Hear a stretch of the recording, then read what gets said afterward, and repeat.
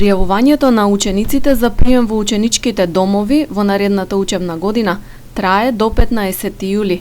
Право на сместување имаат редовни ученици македонски државјани кои се запишани во училиште оддалечено најмалку 10 километри од нивното место на живење.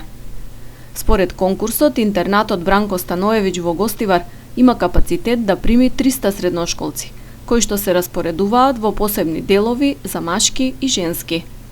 Изминатиот период во објектот се спроведува повеќе зафати за подобрување на условите за престој на децата. Во собите има нов инвентар, реновирани се тоалетите, уредена е просторија за пинг-понг, променети се прозорци и врати, а се обновува и ученичката менза. Капацитетот стигнува до 300 ученици.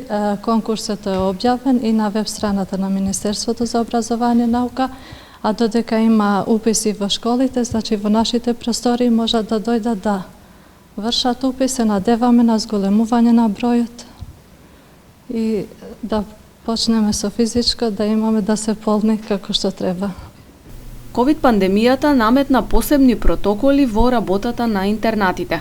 Вработените задолжително ќе треба да носат заштитна опрема, маски и ракавици. Секој на влез треба да ги дезинфицира рацете.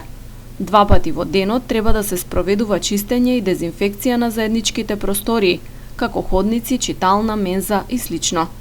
Во делот на исхраната, приборот треба да се дезинфицира, да нема групирање во кујната, масите да бидат поставени на растојание и друго. Оваа година за прв пат се воведе електронско аплицирање за прием во домовите. Доколку останат непополнети сместувачките капацитети во одреден дом, електронското пријавување ќе се продолжи на крајот на август. Покрај вообичаените документи, потврди за редовен ученик, членови во семејството, копии од свидетелства, потребно е да се поднесе и медицинска потврда од матичен лекар за здравствената состојба на ученикот.